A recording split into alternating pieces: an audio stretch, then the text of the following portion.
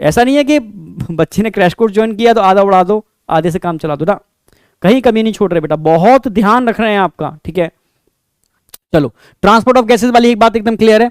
अब हम बात करते हैं ट्रांसपोर्ट ऑफ गैसेस में transport of oxygen. Transport of oxygen में जो हम डिटेल में पढ़ने वाले हैं, ऑक्सीजन हीमोग्लोबिन डिसोसिएशन कर्व, जो एनसीईआरटी ने डिटेल में दे रखा है, नीट में क्वेश्चन यहां से बनता है, तो उसी को समझाने वाला हूं। ऑक्सीजन हीमोग्लोबिन डिसोसिएशन कर्व जो एस शेप कर्व होता है, इसलिए सिग्मॉइड कर्व भी बोलते हैं, और इसको एक साइंटिस्ट थे बोर्स, ठीक है, बोर्स इफेक्ट भी बोलते हैं। अब क्यों बोलते हैं इसको बोर्स इफेक्ट, ठीक है, बोर्ड साइंटिस्ट ने क्या बताया था, डिसोसिएशन के बारे में बताया था, शिफ्टिंग के बारे में बताया था, वो सारी बातें हम क्लियर करने वाले हैं, ठीक है। तो इस कर्व में है क्या, समझो, ऑक्सीजन हीमोग्लोबिन डिसोसिएशन कर्व बहुत सिंपल। पहले एनसीईआरटी को लेकर चल रहा हूं मैं, एनसीईआरटी में इस ग्राफ को दे रखा है, पहले समझाऊंगा ये ग्राफ क्या बता रहा है, इसको हम सिग्मॉइड क्यों बोल रहे हैं, फिर ऑक्सीजन हीमोग्लोबिन डिसोसिएशन टर्म हम आगे बताएंगे। तो इस ग्राफ में अगर ध्यान से देखो, एक क्वेश्चन तो ये बनता है, ग्राफ किस किस के बीच में प्लॉट हो रहा है, ये पार्शियल प्रेशर ऑफ ऑक्सीजन और परसेंटेज सैचुरेशन ऑफ हीमोग्लोबिन। जैसे मानो, ऐसे समझो, ये एक बॉक्स है, बिल्कुल सिंपल तरीके से समझा रहा हूं, हर चीज को बिल्कुल सिंपलीफाई कर रहा हूं, बिल्कुल सिंपलीफाई, मेरी आदत ये है बहुत सिंपल सिंपल सिंपल, पर बच्चे इसको गलत ले जाते हैं, इतना सिंपल कैसे हो सकता है, बच्चे क्या बड़े बड़े सिस्टम कंफ्यूज हो जाते हैं। कई सिस्टम तो ऐसे थे, जब मैंने बहुत सिंपल फॉर्म में बड़े बड़े टॉपिक्स को बहुत कम लेक्चर में करा दिया, तो उस सिस्टम ने बुलाया मुझे, सर हाउ इज पॉसिबल, ऐसा कैसे हो सकता है, आपने जो टीचर 3 मंथ में जिस चीज को कराते थे, आपने 6 और 7 क्लासेस में कैसे करा दिया, यानी आपने सब उड़ा दिया, छोड़ दिया आपने। ठीक है भाई, ऐसी बात है तो ठीक है, वह हर कोई कंफ्यूज हो जाता है, चक्कर क्या है। तो मैंने कहा एक काम करो, उन बच्चों से जरा डिस्कस करो, क्या उनकी एनसीईआरटी पूरी सॉल्व हो रही है, नहीं, पहला क्वेश्चन। दूसरा, जितने भी क्वेश्चन लगाने हैं, कहीं के भी क्वेश्चन, ये नहीं आपके इंस्टीट्यूट के क्वेश्चन, वो अदर इंस्टीट्यूट के क्वेश्चन भी लगाएं, ठीक है, और ब्रांड्स हैं उनके भी क्वेश्चन लगाएं, क्या वो सॉल्व हो रहे हैं, नहीं, एक एक कंसेप्ट उनका सेट हो रहा है, नहीं, क्या उनको बहुत कंफ्यूजन हो रहा है, क्या टेस्ट में कम मार्क्स आ रहे हैं, सारी बात डिस्कस करो, पॉइंट्स लिखो, क्लासों में जाओ, डिस्कस करो। उस दिन के बाद उन्होंने हाथ जोड़े कि यार ठीक है, जब बच्चों ने कहा सर कुछ नहीं छूट रहा है, 7 क्लास के, इसलिए डिपेंड करता है कि आप कैसे पढ़ रहे हो, क्या पढ़ रहे हो, क्या स्ट्रेटेजी यूज कर रहे हो, ठीक है।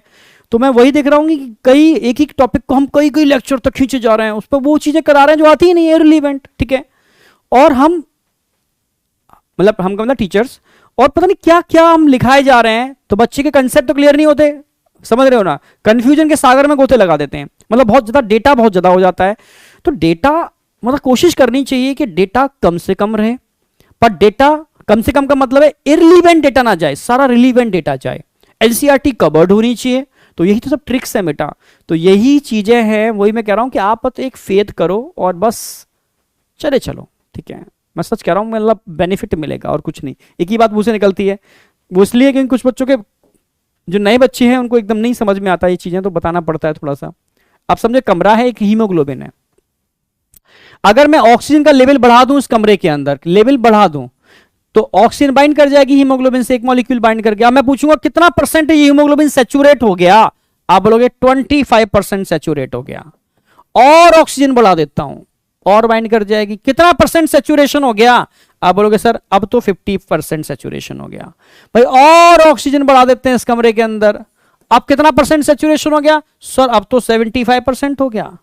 मैंने कहा था ठीक है भाई, और ऑक्सीजन बढ़ा दो कमरे के अंदर, अब कितना परसेंट सैचुरेशन हो गया, सर 100% हीमोग्लोबिन सैचुरेट हो गया।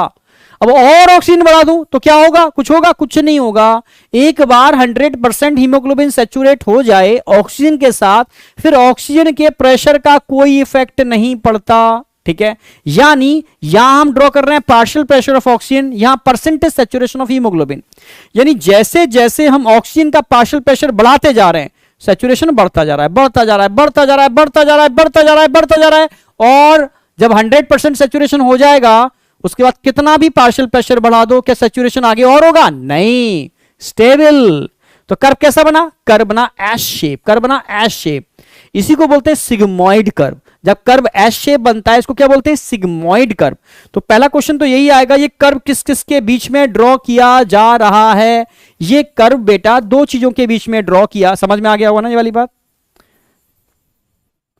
अब हम मेन बातें लिखेंगे, समझ में तो आ गई आपके। ये कर्व किस किस के बीच में ड्रॉ हो रहा है, ये पार्शियल प्रेशर, ये पार्शियल प्रेशर ऑफ ऑक्सीजन भाई 0 है, 20, 40, 60, 80, 100 बढ़ाते जा रहे हैं। और परसेंटेज सेचुरेशन भाई कितना हीमोग्लोबिन सेचुरेट हो गया, कितना हीमोग्लोबिन सेचुरेट हो गया ऑक्सीजन से। तो इन दो के बीच में तो हमने ड्रॉ किया है ये ग्राफ, समझ में आ गया होगा। तभी तो एस शेप आ रहा है, सिग्मोइड कर्व आ रहा है। सिग्मोइड कर्व क्यों बोला, एस शेप कर्व क्यों बोला?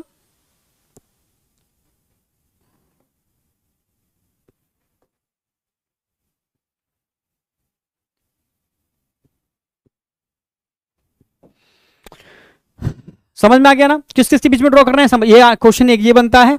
दूसरा क्वेश्चन, ये कर्व कैसा जा रहा है, एस शेप में जा रहा है, एस शेप में जा रहा है, सिग्मोइड जा रहा है, ऊपर नहीं जाएगा, क्योंकि एक बार हीमोग्लोबिन जब 100% सैचुरेट हो जाएगा तो ऊपर नहीं जाएगा। ऑक्सीजन का प्रेशर, पार्शियल प्रेशर का इफेक्ट तभी तक होता है जब तक कि 100% सैचुरेट ना हो जाए।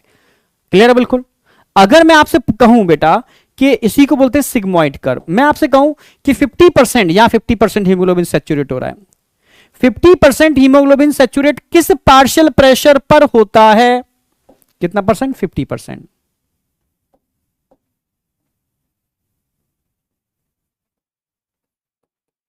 अगर मैं आपसे कहूं बेटा कि 50% हीमोग्लोबिन किस पार्शियल प्रेशर पर सैचुरेट होता है,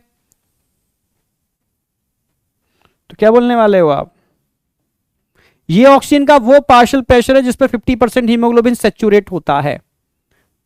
तो कितना होगा यहां पर? लगभग 25-26 के आसपास होगा, 26 mmHg, यानी 26 mmHg जो पार्शियल प्रेशर है उस पर 50% हीमोग्लोबिन क्या हो जाता है? सैचुरेट हो जाता है 26 mmHg पे। क्लियर है बिल्कुल।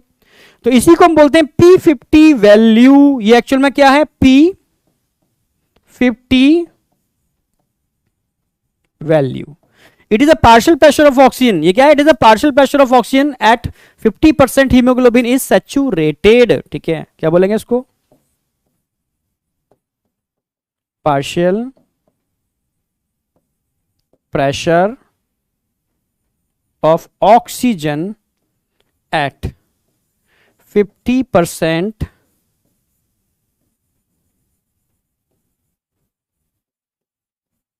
hemoglobin is saturated.